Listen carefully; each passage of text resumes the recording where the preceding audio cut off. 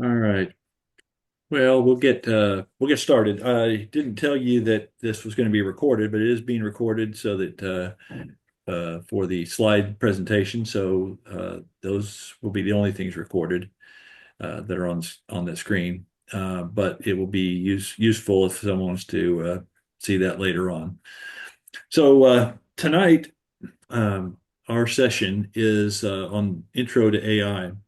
And the goal of this session is not to teach everything that there is about AI, because that's like asking what is the internet and trying to explain that, or what is computer processing, or something like that, and then have to go into the depths of that. We're just trying to get a brief explanation and give all of you some tools to utilize this on a day-to-day basis so you can determine how you can best use the technology for what is now out there, and what you can get out of it that will be a benefit day to day. So our topics for tonight are we're going to try to define what it is, or at least what part of AI we're talking about, some AI tools that are available, and some specifics that we'll be talking about, because there are thousands of tools actually that are AI type tools, but we're going to focus on just three particularly tonight. And then some examples of AI, and I think some examples of what all of you that are watching this can benefit from and try yourself. So we'll get to that in just a moment. And have some time at the end for question and answers. We'll have some time during the examples also for question and answers as well. So if you'd save some of those till the end, that would be best. All right. So our goal tonight is we want to explore the power of artificial intelligence and to put this knowledge into your daily use. How can I do that? Is it something I can use, or is it only for technology people? Is it only meant for IT folks? And I would say the answer to that is no. The goal of what this is the average and everyday person can use the tools that we have available to us. So if we look at the strict definition, Wikipedia, one of our sources, would say artificial intelligence, or AI in its broadest sense, is intelligence exhibited by machines, particularly computer systems. It is a field of research in computer science that develops and studies methods and software that enable machines to perceive their environment and use learning and intelligence to take actions that maximize their chances of achieving defined goals. Such machines may be called AIs. And that would continue on. It would be a much longer definition of this encyclopedia type definition in Wikipedia, but that's not very helpful. That's a academic answer, and it doesn't really narrow it down enough. So Britannica tells us that artificial intelligence is the ability of a digital computer or a computer-controlled robot to perform tasks commonly associated with intelligent beings. And that's mostly true as well. It's a little more refined, but you have to widely define the term robot to get that answer. So I like a little bit different definition, and that is that AI is the capability of machines to mimic human cognitive functions, such as learning and problem solving. And that's the broad sense of how I want to approach AI tonight. That's what we want to focus our efforts on, and just seeing what it is for and how it can help us in learning and problem solving, because that's one of the key areas that benefit us each day by day. So if we look at what is out there, I'll look at the broad brush, and then we'll focus in on just a couple of these areas. If we think there are maybe six, I broke them down to six general areas of AI. They're either in advanced search engines, or recommendation systems, virtual assistants, autonomous vehicles, generative tools, and creative tools. And those don't mean anything to you by just word salad type definition. So I'll give you what each of those means in its area. So in advanced search engines, you're used to seeing an advanced search engine return already. This is going on today. This is a typical Google search I did earlier today. Search for the word artificial intelligence. It came up with this answer. Now, in the old days prior to AI, and old days, maybe 1 or 2 years ago when AI was first fledgling, you would get an answer that was just these items at the bottom of the screen here. We see Google Cloud and what is artificial intelligence, because it'll start to give us one line by line by line answers. And that's what typically what a browser does with a search engine behind it. That's what this is, a search engine that's finding this information for us. But now we see this section added to many browsers that gives us some summary information. And actually, then it poses some other questions that we might ask, that we might, if we're asking about artificial intelligence, well, I might want to know what it does. I might want some examples. I might want some types of technology they're into it, just the things we're going to study tonight. So even a simple Google search would get you as the starting place of where this class is this evening. But that's just one. That's what advanced search engines do. Uh, there's also recommendation systems, which you've all seen recommendation systems as well, because if you use Amazon or eBay or any of these features, you know that when you buy one thing, it wants to tell you other things that it thinks you would like to buy. And so that's an embedded type system for AI where it utilizes your history, uses the intelligence of the system quickly to generate some ideas on what else you might want to purchase from them, which is also very financially viable for a company to have that embedded within their systems and their website.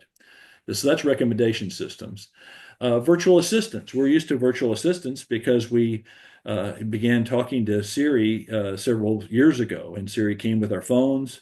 And then later on, we had Google Assistant and Alexa came along, and we have these different interfaces that we can then speak to, and they speak back to us, and they give us some pretty good answers. And they started doing the kinds of things we're going to talk about more in depth tonight. This is one of the key pieces of things we're going to dive into is virtual assistants, but we're going to have a combination of two different of the key of the 6 areas I pointed out. So virtual assistants is one of them.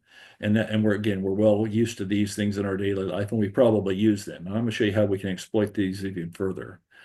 Autonomous vehicles also. Now, this is, again, another embedded usage of AI, because this is embedded into hardware, where we actually have software that's embedded in hardware, and then we have self-driving vehicles, or we have some kind of vehicular assistance in a car that also gives us the benefits of doing less driving. And we can just sit in our car and let the steering wheel and the brakes and all those things do the things themselves, and the car navigate to the proper place that we want to go to.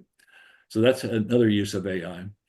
And in the last two that we have are generative tools. And again, these tools are things that we have many of these out in the wild now, where we have Copilot, which is a Microsoft product. It's used, it's kind of these, if you think about these generative tools, they're much more like stronger versions of Siri and stronger versions of Alexa, where they have a better back end behind them that drives them.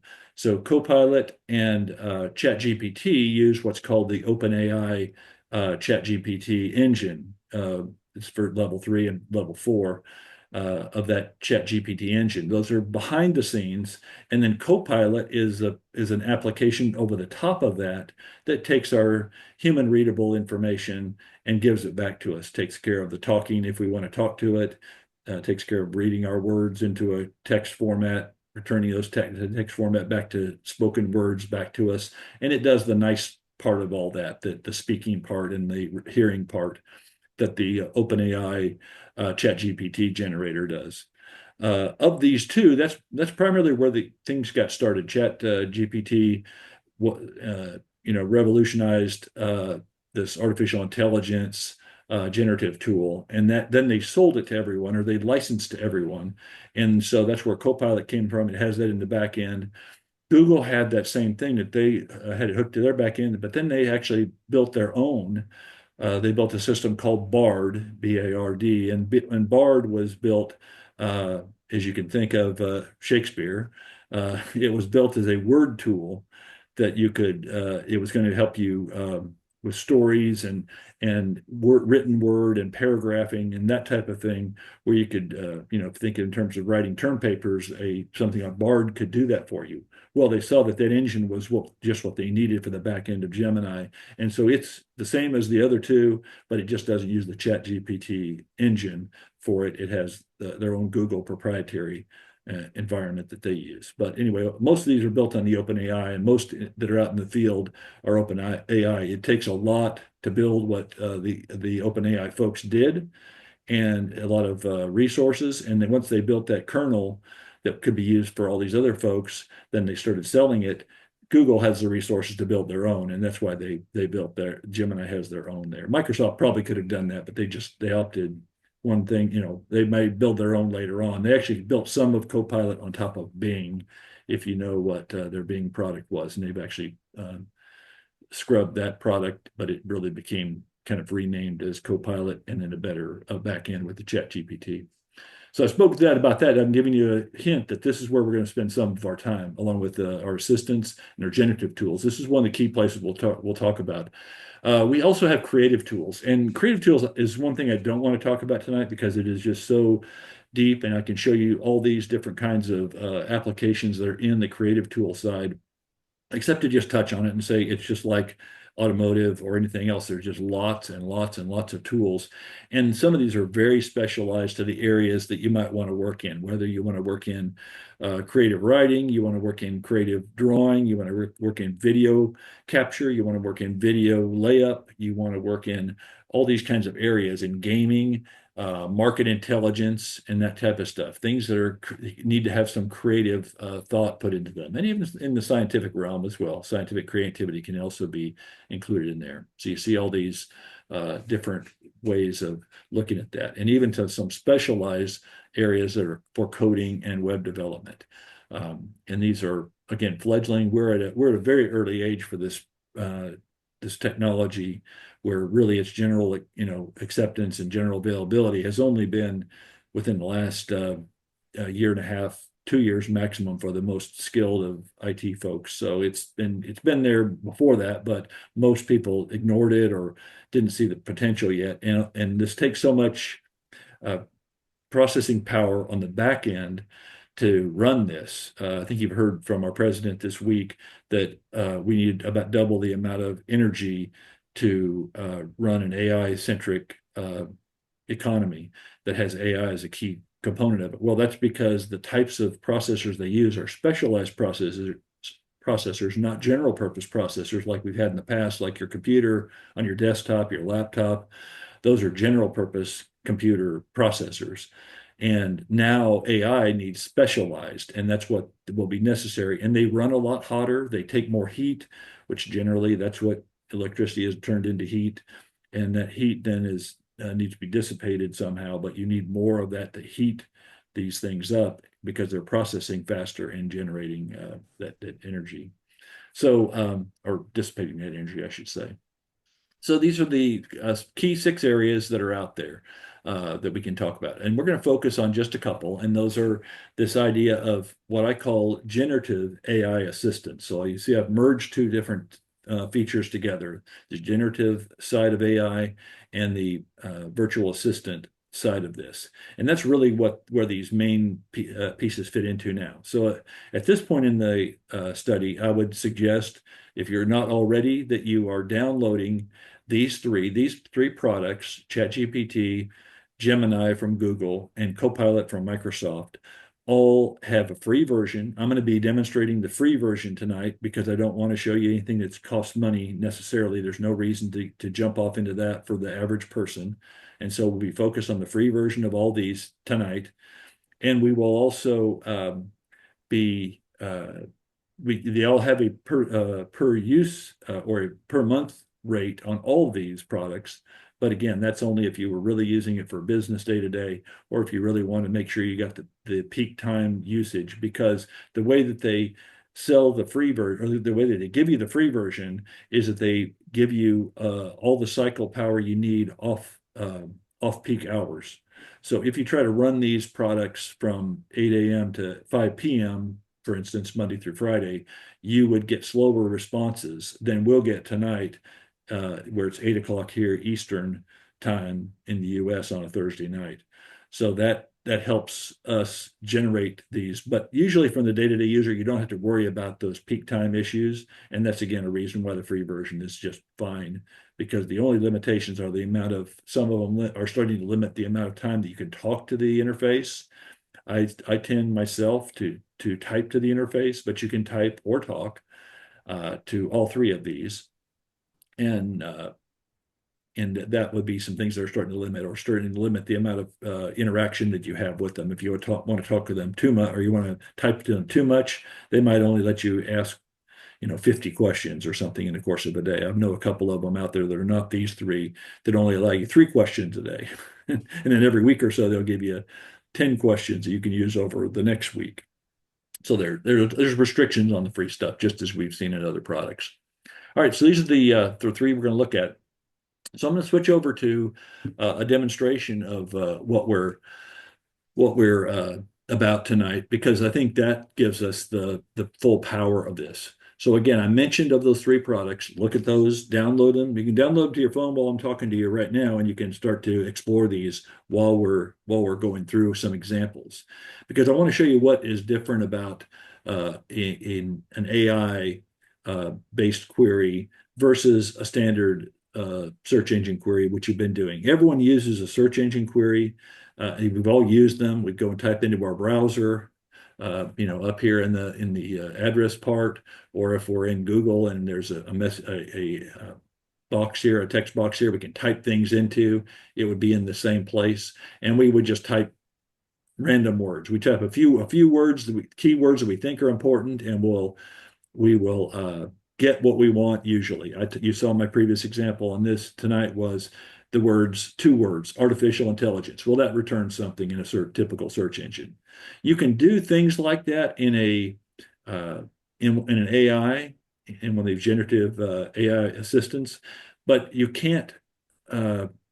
You'll get much better results if you think like a human, like as if you're talking to a friend, or if you're talking to, and I hate to use that term, this is not a person over there, but as if you're talking to someone, because think of it as an assistant. It really is assisting you, and you can have dialogue with it, and you can refine that dialogue. We'll show some of that tonight, and we'll see how we can just be very specific with what we ask, where if we just type in our search browser, search engine browser, we get things that maybe are at the top of the list that are important to us, but maybe not. We're going to see the AI gives us much better return results, and much more quickly than that. And we don't have to do the searching through it ourselves. Once we do a search, we can actually get the information back, and it'll be distilled for us into some information that really makes sense. Just like if someone had given you, you're written you back a paper on how to do this, which is really what I think my assistant ends up doing for me, instead of a bunch of things I got to sift back through again.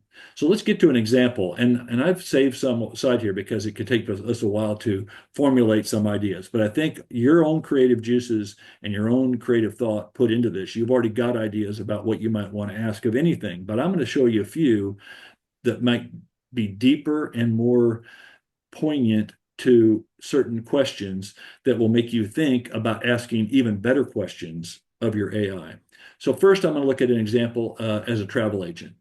And I'm going to say, and what I mean by a travel agent is, in some ways, we don't need travel agents any longer with something like AI, because AI can go and search all the top end of all these sites. And of course, all the airlines, all the cruise ships, all the hotels, all the rental car agencies, they have their information customer facing. Anything that's customer facing on the internet is fair game for the ChatGPT engine. It can go and search and sift through all that and return the results to you. And those people want you to find that information, and they want you to find their place. They want you to find their hotels or their car rental places. So here I'll show you how complex of a paragraph I set up. And I typically ask questions of my AI in paragraph form. And so you can see here, if you look at the screen, you can see I've asked a very, very specific question. I'll read this first one, but the future ones I have 5 other examples. And those examples will be just as detailed as this. And this is how you want to think in terms of your AI. You can now ask a question that is specific to your own individual needs, and as broad as you want to discuss on what you want to do. So here I've just taken some things and amalgam of questions I might ask. And I'm saying here, I'm interested in a family-friendly beach destination for two adults and two kids with a budget of $3,000 and a preference for pet-friendly accommodations. Another sentence. I would like to be close to restaurants, but we'll be using our family vehicle so we can travel as much as 30 to 35 miles for lunch and dinner or 10 to 12 miles. I want to be very specific with my question, with my request. For breakfast, unless breakfast is part of the hotel's amenities. Our first choice is for an Airbnb, and our second choice, it looks like something happened there. And our didn't say that very well. And our second choice is to stay in a hotel. We'll be traveling from Memphis, make it made up location, and I want to generally travel north during the summer months. We want to travel less than 6 to 7 hours away. Pretty specific. And I could be even more specific than that if I want to. This is the same kind of stuff. As you're interrogated by your travel agent, what do you want to do? What's your budget going to be? Where do you want to go? What you want? You might be specific on exactly where you want to go, or I want to narrow it down to these three places and say which one will be the cheapest or the most fun or the most things that my kids can do or whatever you want to do. So you can see all of a sudden that this is going to we're asking a very, very specific question, but we're going to have multiple results. It's not like we're just going to get a single answer. And we can, and I'm going to see some other examples, show multiple answers or what are requested. So here we do this, we run it, and look at how fast I just hit the button. You can see how it's generating it. And already it's come back with some answers. So it's already rolling through some thoughts. We're not going to look at all these. These are examples, but you can see what they are. I could save these to this meeting, and if you want to look at these, but you can see you can make up your own questions. I forget how many I said. I wanted to find, did I say I wanted to have a certain number? Our first choice, I want to find a couple of each. So it's showing me Gulf Shores, Alabama to be a place. I told it I want to go north, but it still gave me some options for going south, right from Memphis. So it will follow you, and it doesn't, it isn't, as it is an AI. I think this is important to point out. Just because you told it one thing, it can give you what you might call erroneous results. If you said, I want it to be north, and it gives you Gulf Shores, Alabama, that could be a failure on the part of the AI on this. But it's just trying to be generally helpful. It's a general purpose tool. And so it's giving you some other options. And there you see the Outer Banks of North Carolina. Here's how far it is from Memphis, Anna Maria Island in Florida. That's 5.5. I don't believe it's 5.5 hours from Memphis. I don't think you got that information correct. So sometimes the information, you have to check it. And I could ask here's what I could do. So Panama City Beach is probably it could be 5 hours from Memphis. I'm going to ask this question a little bit more difficult, and I can follow up on now and say, are you certain? And you can re-ask questions against the same data set you just put in. That Anna Maria Island is 5.5 hours from Memphis, Tennessee. I'll be specific.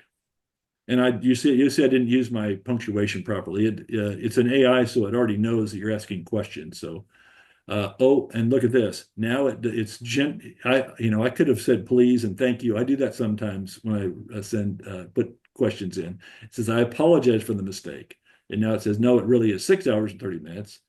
I doubt that that's exactly right. I don't know if I can get from Memphis in 6 hours. I suspect it's more like 10 hours, but I'll give it the benefit of the doubt for now because it is an AI, and we can see that it is prone to errors because it's using data of places and trying to distill it, and it can't. Sometimes it does a good job, and sometimes it doesn't.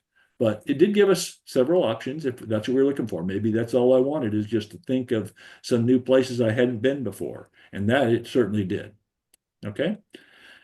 And we can refine again how much it might cost to stay at those places. I told it about how much I wanted to stay. It gave me a couple of specific places. This Holiday Inn Express I should stay at because it has breakfast included.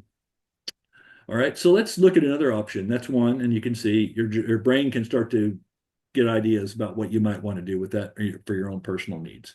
Now I'm going to ask a totally different question, but I'm going to ask it more in the terms of a personal advisor. I want to get healthy. And so I want to ask some questions about how can I change my lifestyle. And again, if you're in the same session and I stay on this topic of advising, it'll know that I'm still talking about that. And it'll even let me in this session come back and talk about travel advising, and it'll still remember where it left off. And as if we're having, just as you're having a human conversation and you start a conversation, you go to something else and you come back, it remembers what you discussed. But here we're just changing topics altogether in the same session and saying, I want to live healthier. I'm not going to read all these, but you can see I'm saying I want a specific some suggestions for calorie intake, and I want you to give me some calorie reduction, a matrix that I can see on what my calorie intake should be over a 6 month period if I want to lose a few pounds. I want to lose 15 pounds. Okay, so I do that again. I click the button right now, and you can see how quickly it will take all that information, generate it, and give me something back. Now, sometimes that speed of return is erroneous, as we said earlier, and it could be wrong. So it is prone to need to be challenged, and we need to refine things sometimes because it doesn't always give us good answers. But here it gives us the typical things we might see on the internet. Better, do better strength training, do more cardio, exercise, that kind of thing, diet tips. And then I asked for two things. I said, give me some tips and give me a chart of what my calorie intake should be over a 6 month period to lose 15 pounds. And it says, here's what I would suggest you do. Month one, I said, and I said that I told that I want to be most aggressive in months 2 and 3.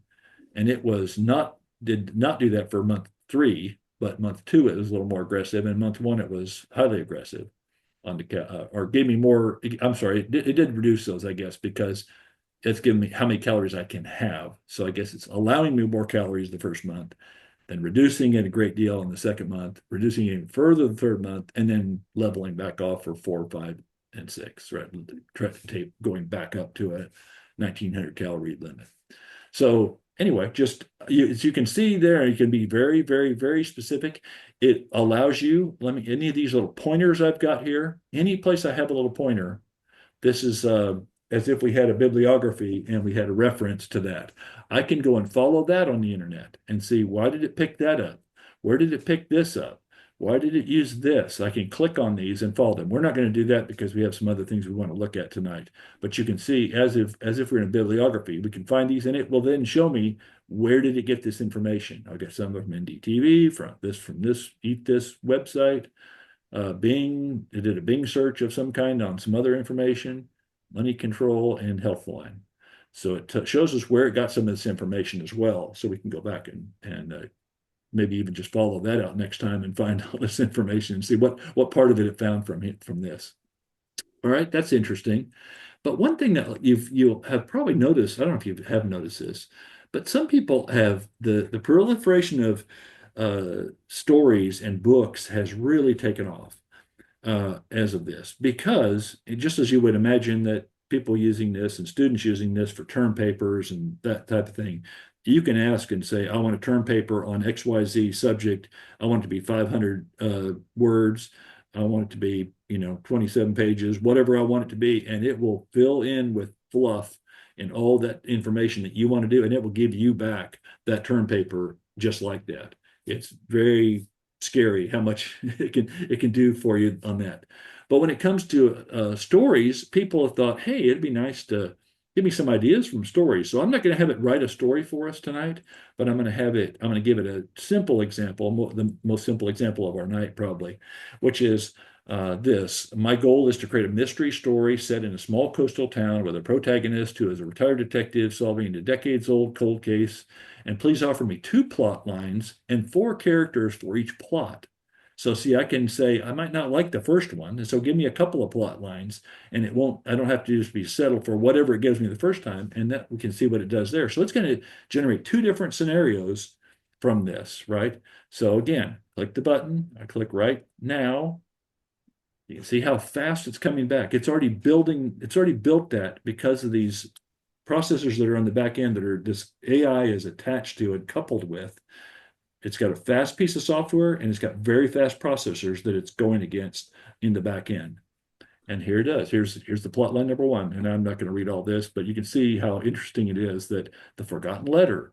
And I could have it, you can even do things like I could have say, hey, read me a story before bedtime, right? And here's what I'd like the story to be about. And I need it to last about 12 minutes because that's how long it takes me to fall asleep. You could ask it to do that and it could read it back to you, from your phone or whatever, just before you go to bed. So you can see that the idea, the potential in what it can do, even for stories and things like that, or books, and people can write a whole book. I just like I can read a term paper. I can ask it to write me a book. Write me a book that does. Okay, I like plot number two, and I've done this as a test a few months ago. I wanted to write a children's book for my grandchildren. I said, well, write me a book that has this kind of a character. I want it to be set in this geography, and it'll just do it for you. And very interesting how you can ask these kind of questions. It can just consume your time in this. So anyway, you can see it got my four characters asked for and two plot lines. Very cool, right? All right, so that's one. I'm going to do one more in the same vein, and that is the thing that most people are doing this for the most lucrative, maybe the most lucrative gain, and that is our day-to-day finances. That's the thing that we are most concerned about. And there are some people that are, we remember back in the days when day trading was the big thing. There are people that are doing day trading.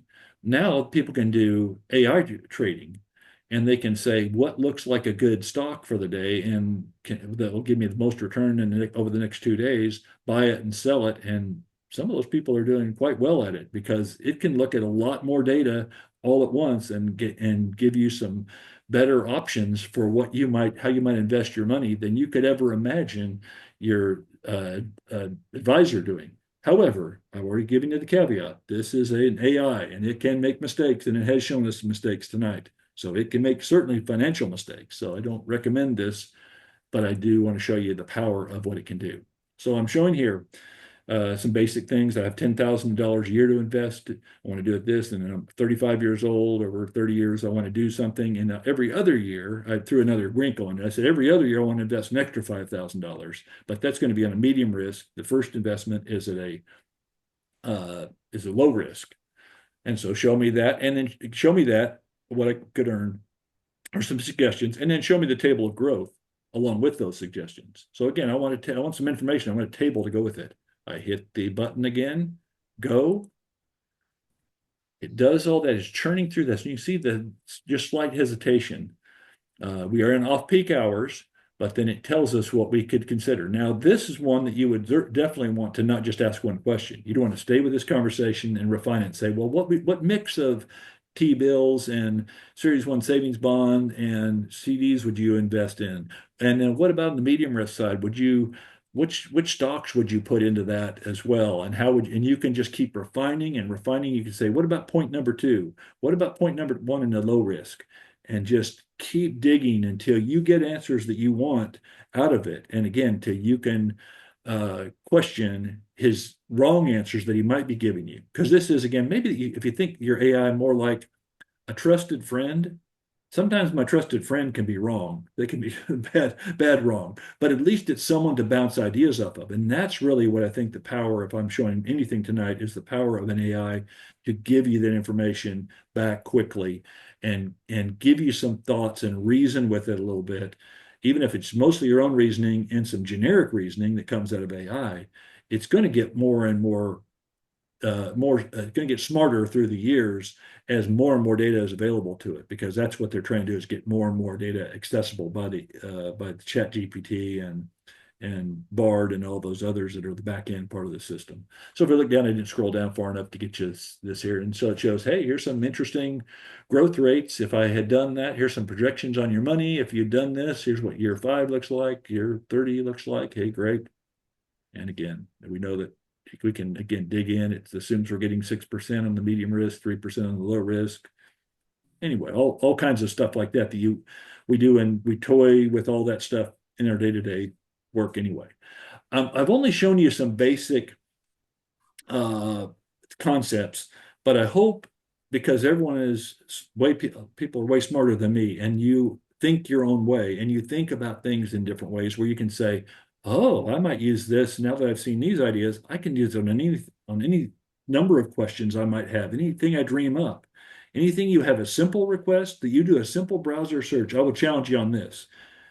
Everything you have a simple browser search for today, take that browser search and quit using your browser and begin using one of these three AIs that I gave you tonight, and put those on your desk, on your main part of your phone. And your phone is the handiest thing we have with us, but you can put them on your laptop too. But on your phone, and use that primarily instead of search engines on your browsers, and you will have better results because you will be really getting refined information about what you really want. I really want a different answer than just the dumb things the 2 or 3 or 5 words that I put into a search string to go and look for stuff. I really want to ask an intelligent question, and it probably takes, and for me in AI, it typically takes me 2 sentences. One sentence is usually what I'm primarily been doing with search engines. Now with an administrative assistant, I want to at least refine it to 2 sentences or more to give it more precision about what I want to get for an answer. So I don't have to keep asking it and asking it, re-asking it. Oh, I didn't say enough there. I try to give it enough information at first that my refinement is smaller each time. But okay, so I see mostly, I don't know who iPhone is. I see mostly we have some folks that are Christians on here, or Bible students anyway.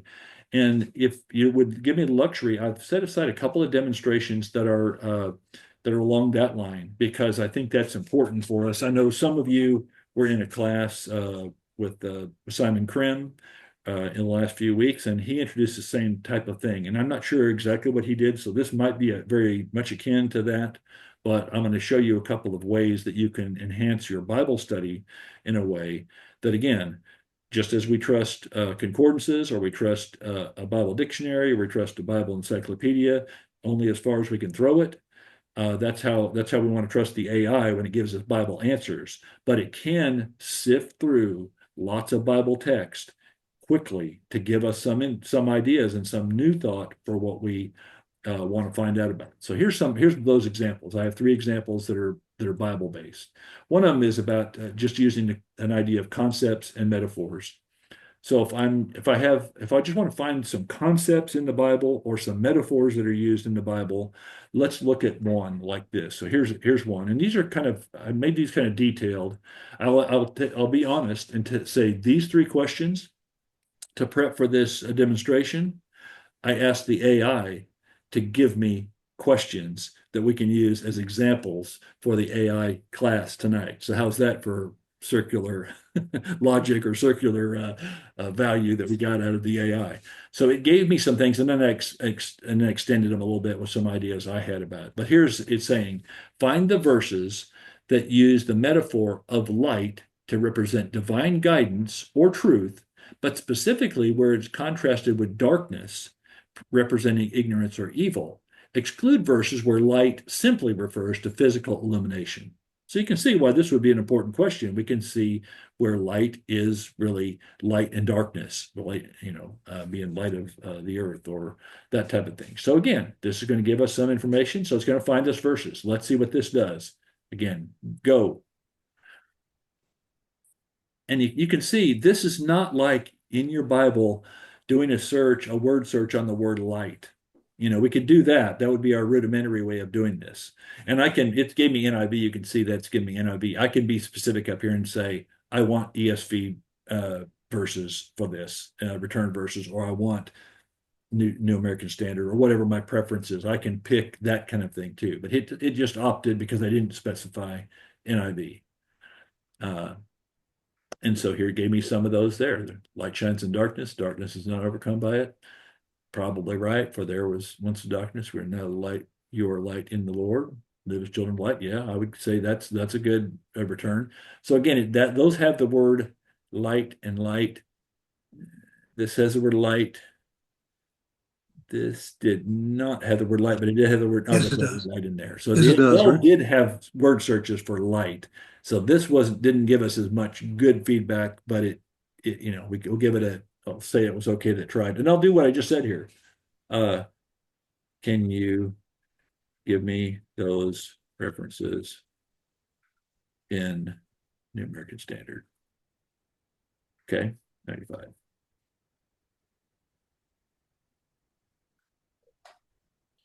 There we go. Just gives me the more precise. So, and again, I could do things like this with Carl. We're talking about Greek. We could do Yep. things with Greek and tweak that a little bit and say, give me some words where it uses this Greek word, and I'll have to go and I mean, I can do that with Strong's, but you can see that I can say when it's nuanced in a certain way, this can help us in our concepts and metaphors.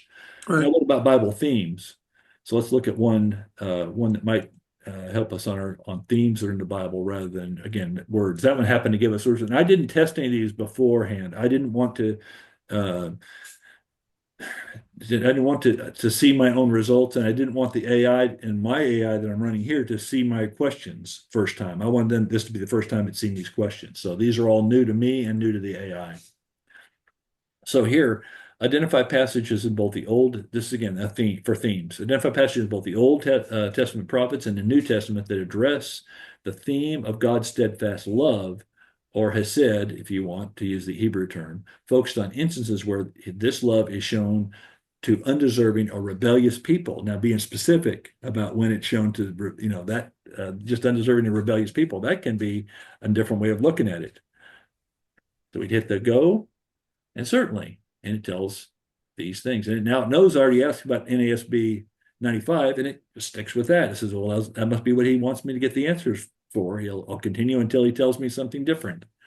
And again, I'm not going to look all these up and determine what's right, but he did give me 3 Old Testament and 3 New Testament question answers. And I can again, it's the AI, I'm asking the question like I'm asking a friend. I could say, give me 27 references of each, and if whatever I wanted. We don't have enough time to scroll through that much, but we can ask it as deep and as narrow and as wide of a question you want. But usually you're trying to refine. You're starting with a wide question, narrowing down throughout all this on your AI.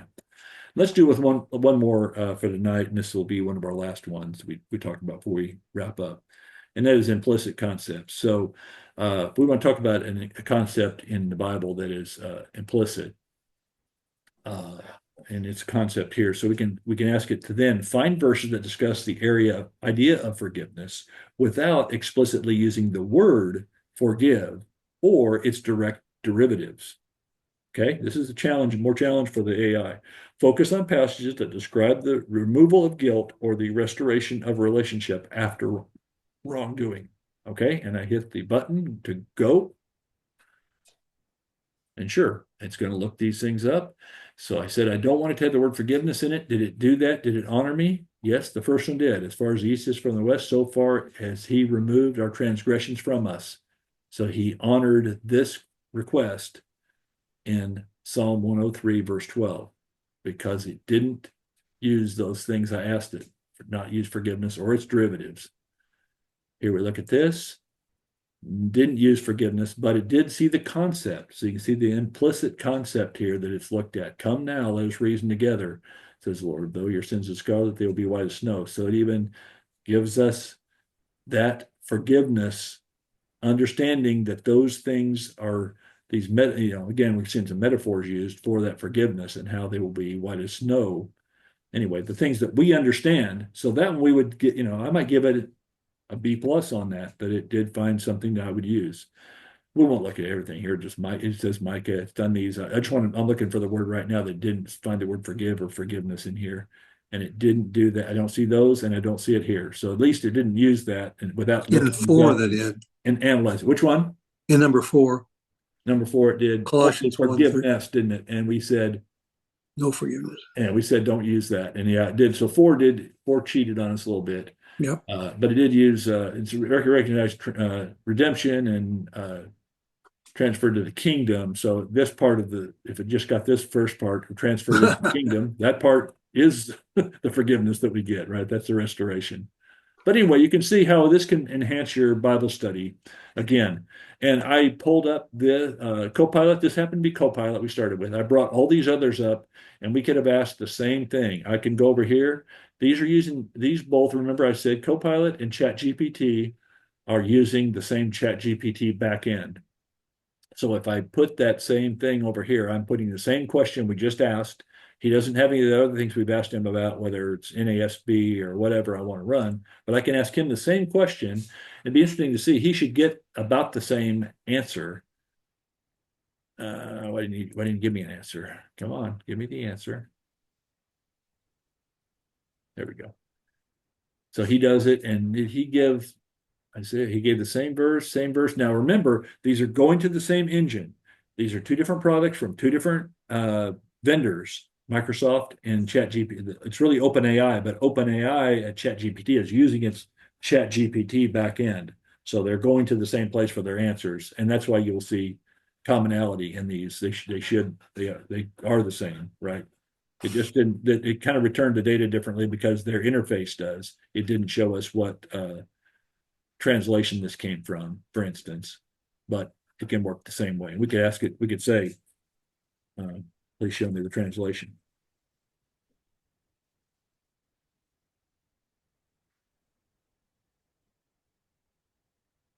That was an ESV. This one I thought it, I wanted to use ESV. Maybe I've been on here before. I prefer ESV when I'm doing studies and word lookup, so it may have seen me use that before over here, and that's why it did that.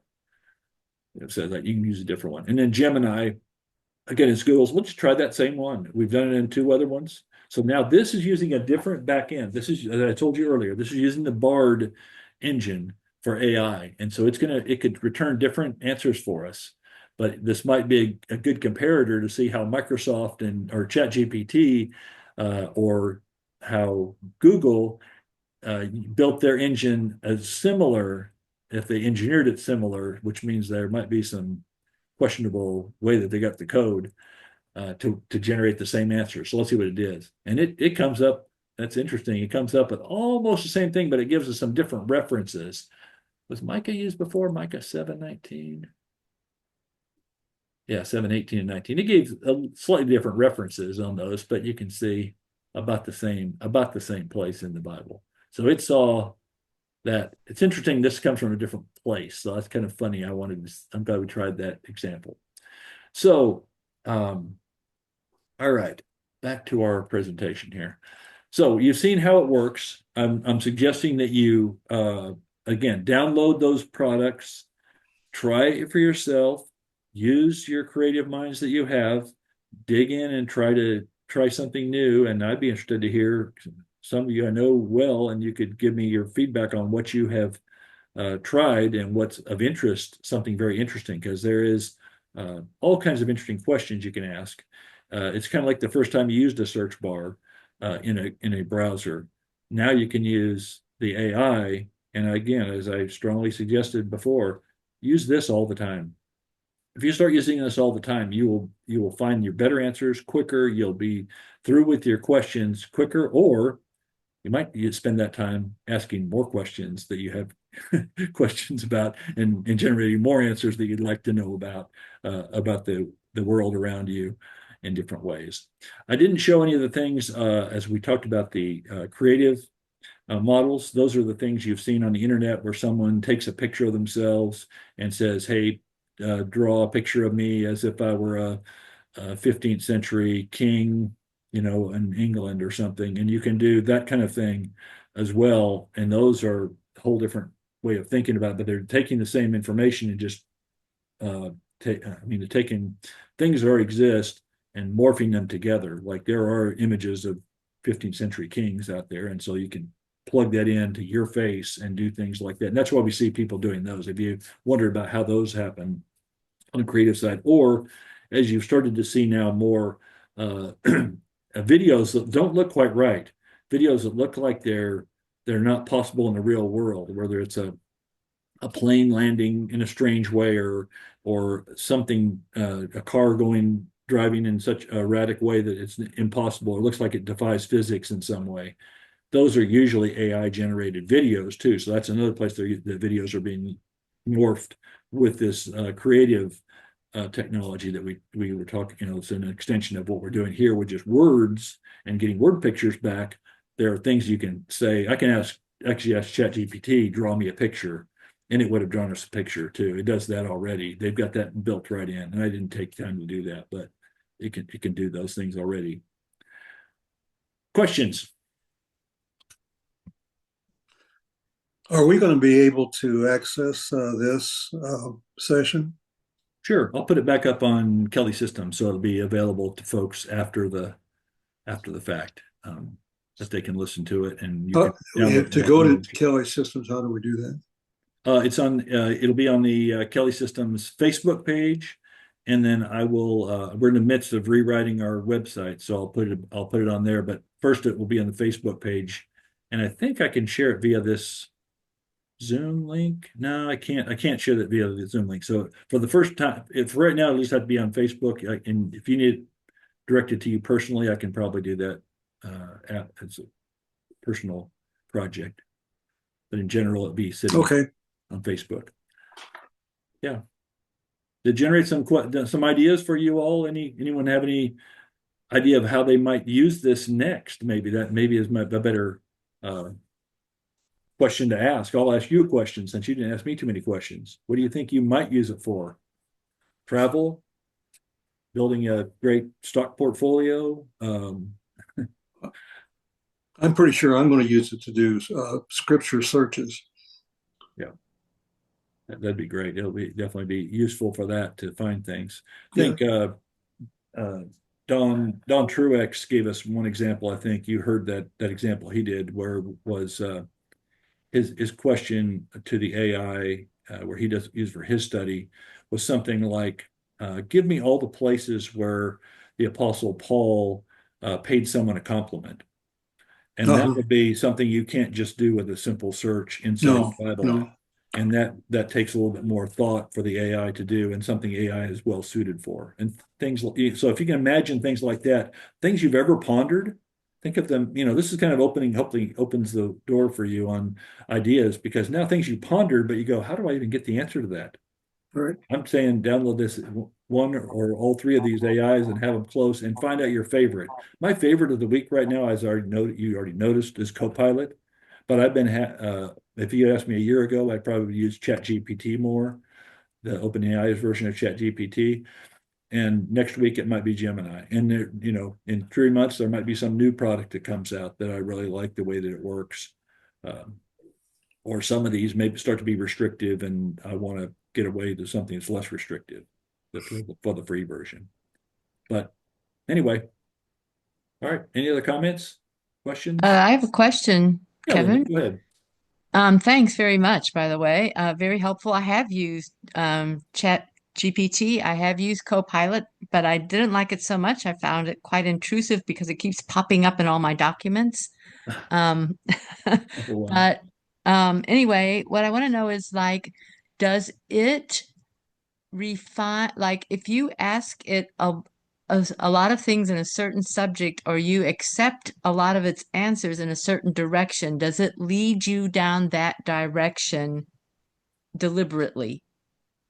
I tend to think the answer to that is true, but the personal experience tells me that's true. But I do know that I can also make it be less agreeable to me. I can tell it to be not combative, but I can say, give me the other side of the coin for this. And I think our brother John Watts does that same thing when he uses AI for preparing for cases, where he always wants the opposing side. He wants to know what the other attorney is going to come at him with for the basis of his case. And so certainly you can always make it push that way, and you can ask it to do that. So, and I've seen, so for instance, I have seen someone do a very, very long, many pages question and answer with refuting evolution, uh, evolutionism with the AI, and saying, here's a position I want to take. Tell me how you think this does not work. And then it'll come back and give you some theoretical academic question answer that all the uh, folks are saying in the evolutionary circles. And then you'll say no, but why, what about this? If you and it does a good job of you challenging it when you want it to challenge it, so it can be as adverse to your ideas, or go along with you as much as you want. Um, I do think though, but what you first said, I would say if I have a position and it sees my position at first, and I'm not trying to press it to not to move away from my position, it will tend to, oh, don't want to say pander to you, but it doesn't push back on you that much. If I tell it something that's obviously not true, it will kick back and say, no, it's not right. You know, that what you're asking for, no, I am right. Or I am, or you're no, you're right. You know, you're right. I didn't like this question about Memphis. No, you're right. It's an hour longer. No, it's 4 hours longer. So I could go keep challenging it and say, no, you're wrong. I think it's this, and go and do a Google Map search from this point to this point. It'll tell you something different. So I think it can do that. And in the same session, it does know you, especially if you sign into the app. It will know you and it will remember things about you. But I've tried to trick it in what I think where you're leading to another question we worry about personal information. I've tried to ask the questions like, tell me something you think I would be interested in doing tomorrow. And it will say, I don't have enough data for that. Now, in a way, I think that's untrue because I think it is gathering information on me, but it isn't trying to use that information for you in those sessions necessarily. So you see what I'm saying? It's kind of obfuscating it, but uh, maybe only to make it seem like it's not creepy. So, Yeah, so that brings me to a question like, what would you warn us about in using AI? You've warned us a lot about not accepting answers as a given. yeah, I think, you are the thing to the warning about this. I'm saying embrace the technology. I am saying I am leading in that way tonight and what I'm talking about. But by embracing technology, it's the same algorithms being used that are capturing your search history and what people like to search on. As you do a typical browser search and you type the question in and you just type the first word and then it gives you all the things behind it. I want to type in Florida man, right? Those typical Florida man lookups, and it tells me all the funny things. Florida man sees alligator, Florida man in Tallahassee, Florida man in Miami. And it does all those things that show up as your next search things and predicts what you might want to say next. Hmm. Um, and that's that recommendation AI that we talked about before is those things are it's remembering that you like to look for those things and other people like to look for those things. So you are feeding data into an engine as well by utilizing the AI because you're asking questions. The more questions that get asked, if all of us go and put the same questions I put in the examples tonight, it would start to think, oh, that's the right answer for this. If none of us challenged the answer to it, it would start to refine itself and say, oh, most people are asking this question and getting this answer back and they didn't challenge me on. So I think I'll use that answer more. And that's certainly possible too. But does that mean that in the macro sense, our information is being shared and returned to us? Yes. What about in the micro sense? Were we concerned about that? We could be and we should be, but I'm more prone to not be a conspiracy theorist in that realm and happy with the results I'm getting. So I'd rather get the results than not use the technology. If that makes sense from my Right. position? Yeah. Yeah. Good, Another good question. point with regard to that is that taking the answers as just suggestions and then really thinking very carefully about it and see if it's consistent with other things you know related to your question. Right, exactly. Yeah, because you got to remember when we do go through this, we are the smart one in this situation. Even though something is churned through a lot of data and it's given back some things that look pretty human-like as feedback, we're the smart ones. We're the ones that have a brain that's God gave us to sift through even more data faster and see questionable data quickly. And we can see that right away. We all saw that what data was wrong, and then we question it. And so we can that part we should use the brain we have to, again, as I said before, refine our answers and challenge this and to use that for the next level of what you can now get out of it. I think that's what you're saying, Carl, is Right. take this and then build on it and go, now I can put two or three concepts together that the AI can't do. And I want to build a sermon based on these three or four different concepts I got. And now it's going to give me a better baseline or a handful of scriptures that I wouldn't have thought about using Right. otherwise. Right. Integrate them. Right. Now, don't use it to write your sermon. Don't use it to write. Linda, you can't start writing your ladies' mailer by using AI. I'll catch you. I'll be watching for it. But no, but that, I mean, there's certainly people doing that, and we already know. The one thing I'll leave y'all with tonight is that we know that the schools are rampant with this stuff. The kids all know about this stuff better than some of us, and they utilize it. And we've already had to see teachers having to find AI check tools that they have their own AI that checks against an AI to see that it might be AI that came in from the data that returned. And I will say one more thing, and that is I have tested AI against question and answers that are real world questions. And just because it's an AI, it doesn't get 100% score on anything.